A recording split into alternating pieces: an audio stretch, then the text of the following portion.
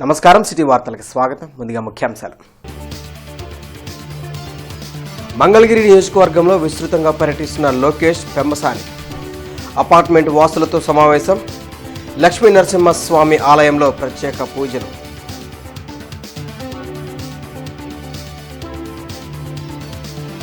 పశ్చిమలో పర్యటించిన టీడీపీ అభ్యర్థి గల్లా మాధవి. కోవెలమూడి నాని. అన్ని వర్గాల సంక్షేమమే టీడీపీ లక్ష్యమన్న నేతలు.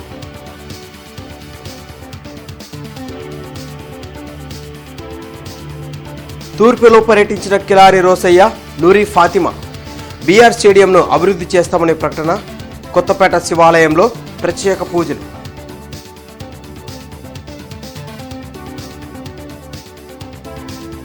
లోకేష్ కాన్వాయ్ని తరచూ తనిఖీలు చేయడం కుట్ర ఫలితం.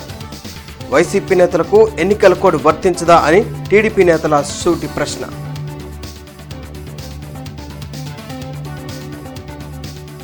నగరంలో అంబరానంటిన హోలీ సంబరాలు.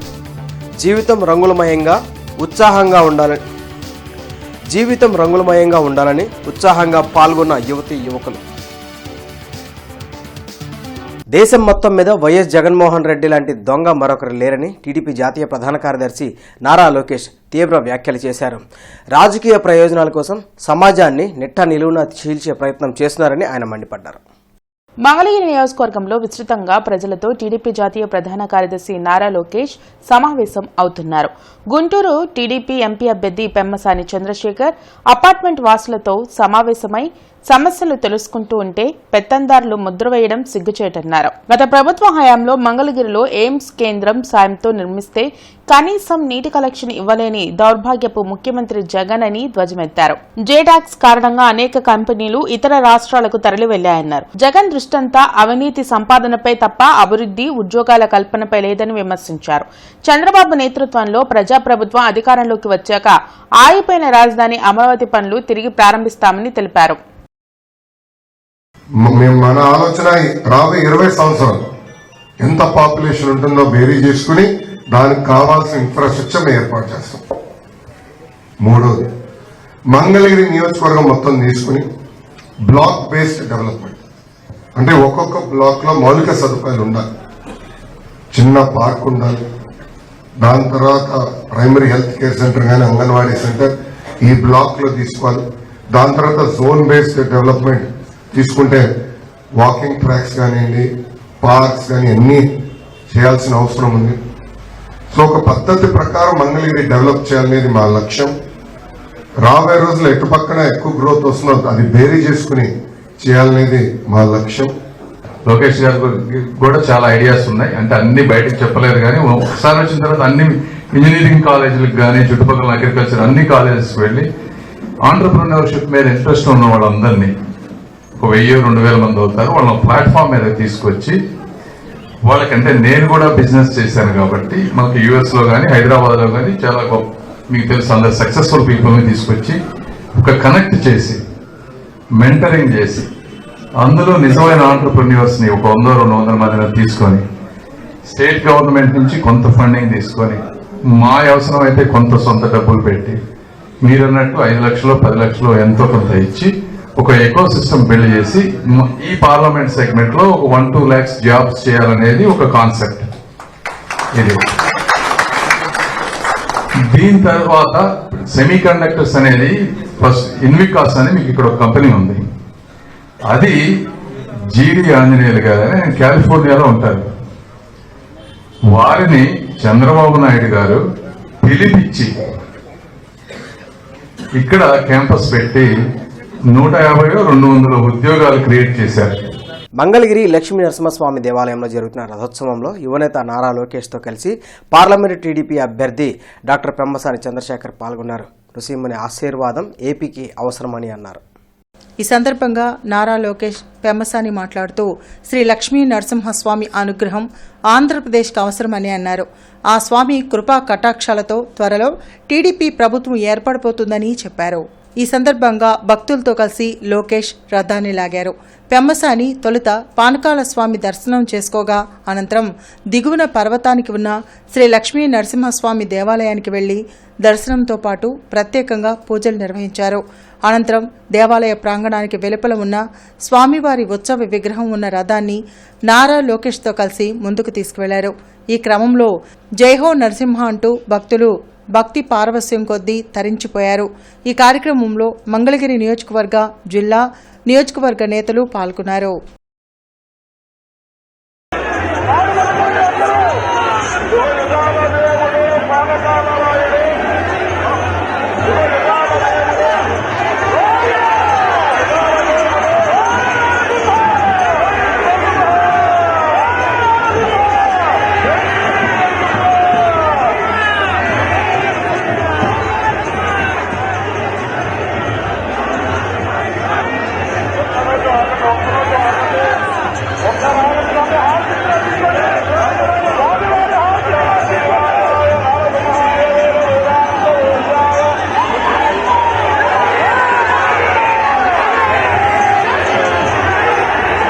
గత ప్రభుత్వం చేసిన దుశ్శాసన పాలనపై నగర ప్రజలు విసిగెత్తి ఉన్నారని పశ్చిమ నియోజకవర్గ టీడీపీ అభ్యర్థి గల్లా మాధవి అన్నారు.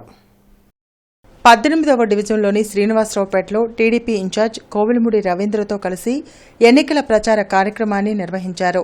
రానున్న ఎన్నికల్లో టీడీపీ, జనసేన, బీజేపీ కూటమిని గెలిపించాలని కోరారు.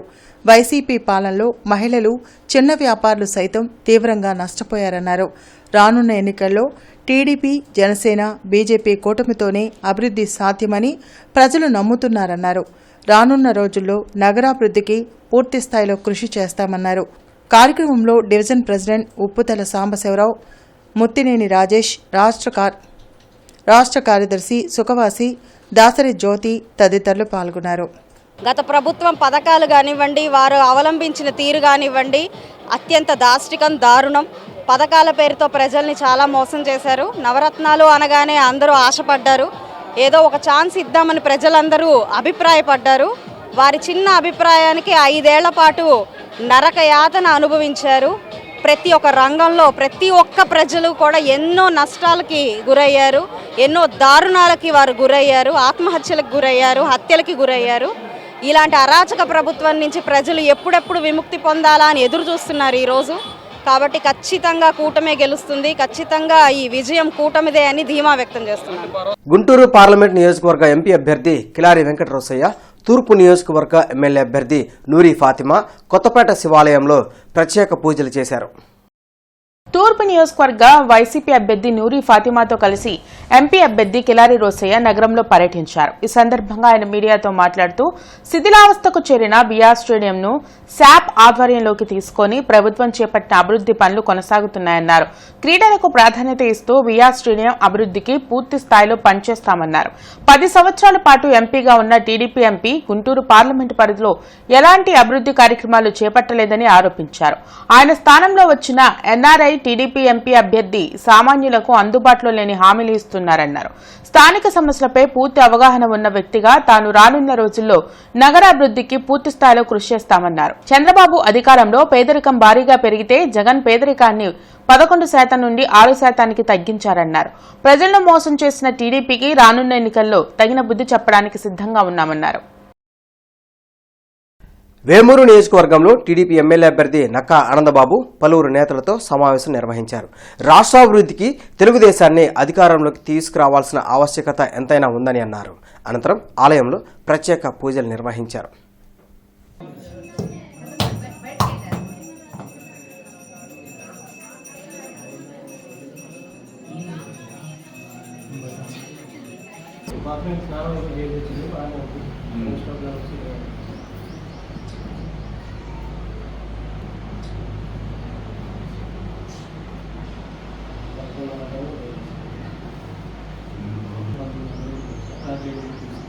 నగరంలో హోలీ పండుగ సంబరాలు అంబరాన్నంటాయి. బ్రాడీపేటలోని మార్వాడీలు హోలీ వేడుకల్లో ఉత్సాహంగా పాల్గొన్నారు. చిన్న పెద్దలు వేడుకల్లో పాల్గొని రంగులు జల్లుకొని సందడి చేశారు. ప్రతి ఒక్కరి జీవితాలు రంగులమయంగా ఉండాలని కోరుకుంటూ జరిగే హోలీ వేడుకల్లో నగరవాసులు ఉత్సాహంగా పాల్గొని సందడి చేశారు. యువతీ యువకుల హోలీ సంబరాలతో నగరం రంగులమయంగా మారింది.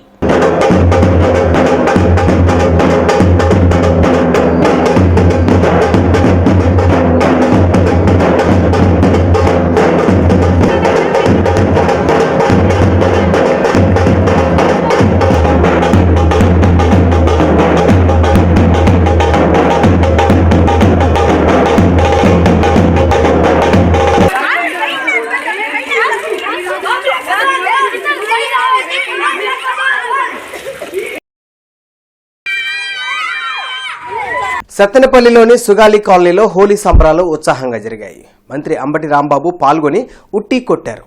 గిరిజన మహిళలతో కలిసి స్టెప్పులు వేశారు. ఎన్నికల ప్రచారంలో భాగంగా మంత్రి అంబటి బైక్ ర్యాలీ నిర్వహించారు.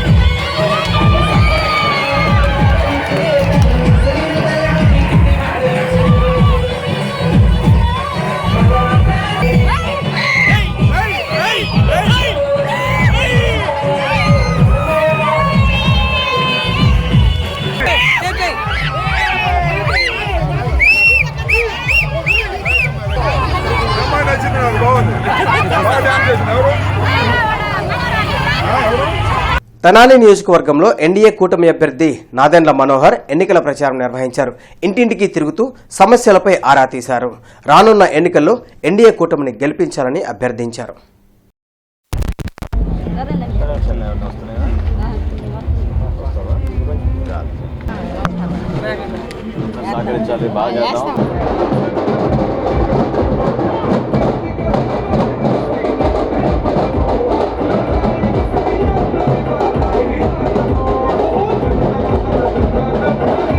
రేపటి రోజున ప్రభుత్వం వచ్చిన తర్వాత వీళ్ళందరికీ మాట ఇస్తున్నాం, తప్పకుండా ప్రతి ఒక్కరిని సమానంగా చూసే విధంగా లబ్ధిదారుల విషయంలో ఎంపిక చేసినప్పుడు ఎవరిని కూడా ఏ పార్టీకి సంబంధించిన వాళ్ళనే భావన కాకుండా పేదరికంలో పాపం కష్టపడుతున్న వ్యక్తులందరికీ కూడా ఇళ్ల స్థలాలు ఇవ్వడం, అదేవిధంగా వాళ్ళకి పాపం ఆరోగ్య సమస్యలు వచ్చినప్పుడు పెన్షన్ వచ్చే విధంగా మనం సహాయపడాలి.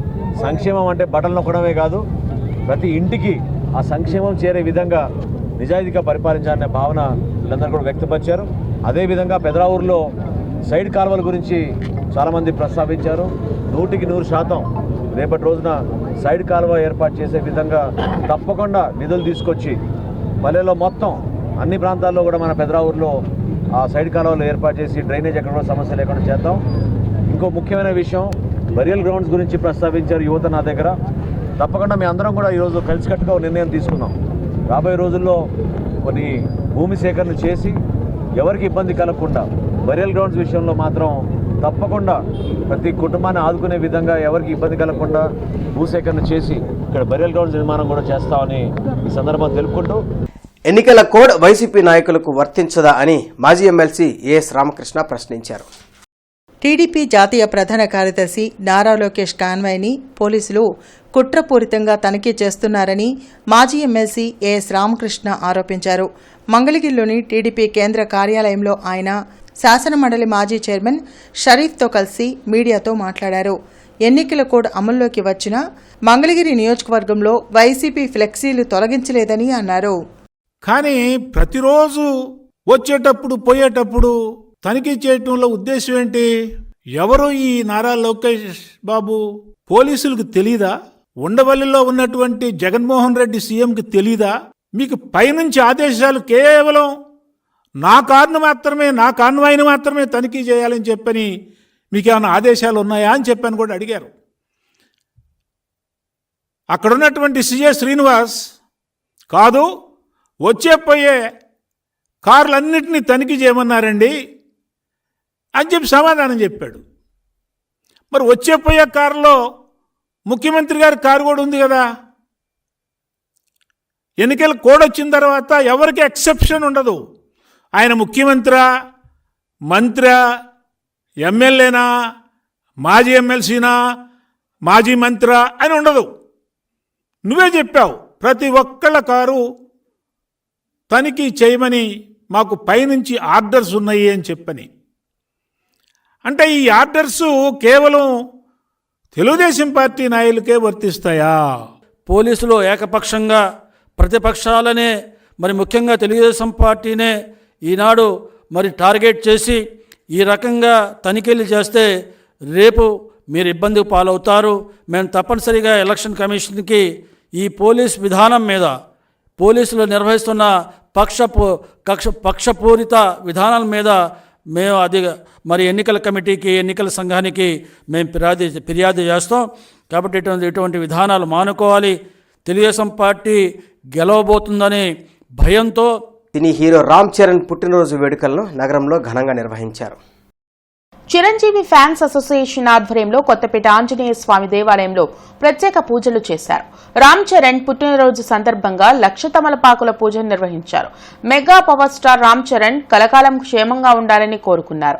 దీర్ఘకాలం సినీ హీరోగా రామ్ చరణ్ రాణించాలని వేడుకున్నారు. కార్యక్రమంలో మేకల రవీంద్రబాబు, జనసేన నాయకులు నేరేళ్ల సురేష్, ఆళ్ల హరి, సత్యం, నాగేశ్వరరావు, మిరియాల శంకర్రావు తదితరులు పాల్గొన్నారు. Mega power star, global star Ram Charan యొక్క ఆయురారోగ్యాలు, మెగాస్టార్ చిరంజీవి గారి యొక్క ఆయురారోగ్యాలు, వారి కుటుంబ సభ్యులందరూ కూడాను క్షేమంగా ఉండాలని, అలాగే పవర్ స్టార్ జనసేన అధినేత చీఫ్ ప్రెసిడెంట్ అయినటువంటి శ్రీ పవన్ కళ్యాణ్ గారి యొక్క కుటుంబ సభ్యులకి అందరికీ యోగక్షేమాలు, విజయాలు సాధించాలని ఈ కార్యక్రమం నిర్వహిస్తున్నాం.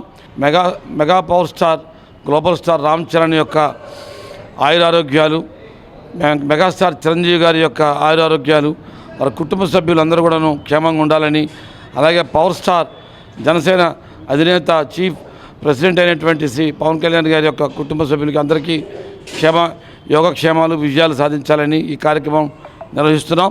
దీంట్లో భాగంగా ఈరోజు గుంటూరులో నిన్న రక్తదాన శిబిరం కండక్ట్ చేస్తాం రెక్టాస్లో. ఈరోజు ఈ కార్యక్రమం 1,00,000 తమలపాకుల కార్యక్రమం నిర్వహిస్తున్నాం. రేపు గుంటూరులో నిర్మల్ హృదయంలో అక్కడ ఉన్నటువంటి అనాథలకు, పెద్దలకు అందరికీ కూడాను పౌష్టికాహారం ఇస్తున్నాం. అలా డైలాగ్స్ చెప్తూ తన అభిలాషని వాళ్ళ తండ్రికి చూపించాడు. అదేవిధంగా అతనికి ఉన్న అభిలాషను చూసి తండ్రి కూడా అన్నీ నేర్పిస్తూ అతనికి ఫస్ట్ సినిమా చిరుతతో అవకాశం ఇప్పించారు. ఇంకా మళ్ళీ వెనక్కి చూడాల్సిన అవసరం రాలేదు. అదేవిధంగా మగధీర వచ్చి రికార్డులు బద్దలు చేసింది. RRR సినిమా ద్వారా గ్లోబల్ స్టార్గా ఎదిగాడు. అలాంటి mega power star Ram Charan గారు 100 సంవత్సరాలు ఆయురాగ్రహంతో ఉండాలని చెప్పి, నట జీవితాన్ని పూర్తిగా కొనసాగించు, ఎన్నో పుట్టినరోజులు జరుపుకోవాలని చెప్పి మేము జనసేన తరపున కోరుకుంటున్నాం. బుచ్చయ్యతోట 3వ లైన్లోని మహాలక్ష్మమ్మ అమ్మవారి దేవస్థాన ఉపాధ్యక్షులు వేములకొండ శ్రీనివాస్ ఆధ్వర్యంలో శ్రీ మహాలక్ష్మమ్మ ప్రతిష్టా మహోత్సవ కార్యక్రమాలు జరిగాయి. ముఖ్య అతిథిగా టీడీపీ గుంటూరు పార్లమెంట్ అభ్యర్థి పెమ్మసాని చంద్రశేఖర్ దంపతులు, తూర్పు నియోజకవర్గ ఎమ్మెల్యే అభ్యర్థి మహమ్మద్ నజీర్, నగర పార్టీ అధ్యక్షులు డేగల ప్రభాకర్ ఉత్సవాల్లో పాల్గొన్నారు. వేద పండితులు ఆశీర్వచనం అందించగా ముఖ్య అతిథులను సత్కరించారు. కడప జిల్లా కొత్త మాధవరంకు చెందిన చేనేత పద్మశాలి అయిన పాల సుబ్బారావు, ఆయన భార్య పద్మావతి, చిన్న కుమార్తె వినయ మృతికి కారకులైన వారిపై ప్రభుత్వం చర్యలు తీసుకోవాలని బీసీ నాయకులు వై కోటేశ్వరరావు డిమాండ్ చేశారు. అరండల్పేటలో వై కోటేశ్వరరావు మీడియాతో మాట్లాడుతూ, చేనేత పద్మశాలి సంయుక్తంగా జరిగిన సమావేశంలో సుబ్బారావు కుటుంబానికి సంతాపం వ్యక్తం చేశారు. అధికారికంగా సుబ్బారావు పేరుతో ఉన్న భూమిపై అధికారులు కొన్ని కుట్రలు చేశారని, దీనికి మనస్తాపానికి గురైన సుబ్బారావు కుటుంబంతో సహా బల్వన్మరణానికి పాల్పడ్డారన్నారు. భూమి పత్రాలను తారుమారు చేసిన అధికార, అనధికార వ్యక్తులపై చర్యలు తీసుకోవాలని డిమాండ్ చేశారు. సుబ్బారావు రెండవ కూతురికి 50 లక్షల రూపాయల నష్టపరిహారం ఇవ్వడంతో పాటు భూమిని ఆమె పేరుతో రాయాలని డిమాండ్ చేశారు. ప్రభుత్వ అధికారులు వెంటనే స్పందించి చర్యలు తీసుకోకుంటే ఆందోళన చేపడతామని హెచ్చరించారు. కార్యక్రమంలో జిల్లా అధ్యక్షులు సూర్యపల్లి ఈశ్వరరావు, నగర అధ్యక్షుడు చినవీరయ్య, జనరల్ సెక్రటరీ పదాల రఘురాం, జిల్లా అధికార ప్రతినిధి గుంటి నరసింహారావు తదితరులు పాల్గొన్నారు. ఎవరైతే ఆ భూమి రికార్డు తారుమారు చేయడానికి కారకులైనటువంటి వాళ్ళు అధికారులు ఉన్నారు, అనధికార రాజకీయ నాయకులు కూడా ఉన్నారు. వాళ్ళెవరో నిగ్గుదేల్చి వాళ్ళని చట్టబద్ధంగా శిక్షించాలని, అంతేకాకుండా ఐపీసీ ఇండియన్ పెనల్ కోడ్లో ఉన్నటువంటి 306 సెక్షన్ ఉంది. ఐపీసీ అదేమిటంటే అబెట్మెంట్ టు కమిట్ సూసైడ్, ఆత్మహత్యకి ప్రేరేపించడం అనే నేరం కింద ఈ అధికారులు అనధికారులు నేరస్తులు అవుతారు. కనుక 306 ఐపీసీ కింద కేసు నమోదు చేసి విచారణ జరిపి శిక్షించాలని డిమాండ్ చేస్తూ scope foundation director doctor Devalapalli Kondalarao, Acharya నాగజ యూనివర్సిటీ ఆధ్వర్యంలో బాలాజీ నగర్ సిసిఎఫ్ కమ్యూనిటీ హాల్లో హోలీ పండుగ సందర్భంగా ఉమెన్ స్టడీస్ పై అవగాహన కార్యక్రమం జరిగింది. ఈ కార్యక్రమానికి ముఖ్య అతిథిగా ఆచార్య నాగార్జున యూనివర్సిటీ ప్రొఫెసర్ భూషణం మాట్లాడుతూ మహిళలు ఆత్మస్థైర్యంతో జీవించాలని, స్వీయ రక్షణ నైపుణ్యాలు కలిగి ఉండాలని తెలిపారు. చదివే ఆయుధం కాబట్టి మీ బిడ్డలను కష్టపడి చదివించుకొని మంచి భవిష్యత్తుతో జీవించమని చెప్పారు. ఈ సందర్భంగా scope foundation director doctor Kondalarao చేస్తున్న సేవలను కొనియాడారు. ఎండీఓ కొక్కిలిగడ్డ నేతాజీ దాత సహాయంతో మహిళలకు చీరలు పంపిణీ చేశారు. ఈ కార్యక్రమంలో ప్రొఫెసర్ రాజు, బ్యాంక్ మేనేజర్ మల్లీశ్వరి చేతుల మీదుగా పిల్లలకు బిస్కెట్లు అందించారు. కార్యక్రమంలో రాజు, మల్లీశ్వరి, నేహమ్య, పిల్లలు, పెద్దలు పాల్గొన్నారు.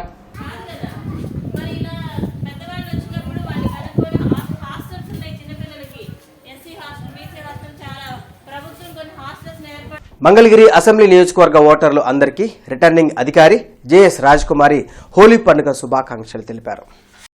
ఈ సందర్భంగా హోలీ పండుగను పురస్కరించుకొని ఓటర్లను ఉత్సాహపరుస్తూ వారికి ఓటరుగా నమోదైనందుకు గర్వపడుతున్నాను, నా ఓటును నేను వినియోగించుకుంటున్నాను అనే నినాదంతో మ్యూజికల్ చైర్స్, ముగ్గుల పోటీలు, పాటల పోటీలు నిర్వహించారు.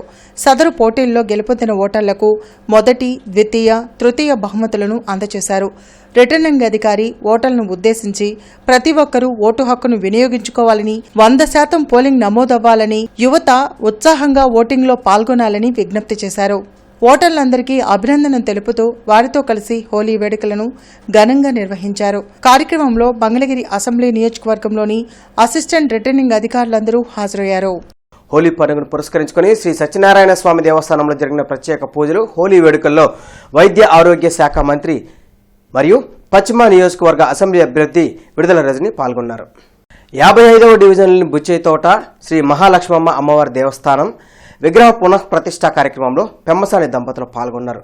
తొలుత వారు దేవస్థానంలోని అమ్మవారిని దర్శనం చేసుకున్నారు. అనంతరం వేద పండితులు ఆశీర్వచనం అందించగా పెమ్మసాని దంపతులతో పాటు నసీర్ అహ్మద్ను సత్కరించారు.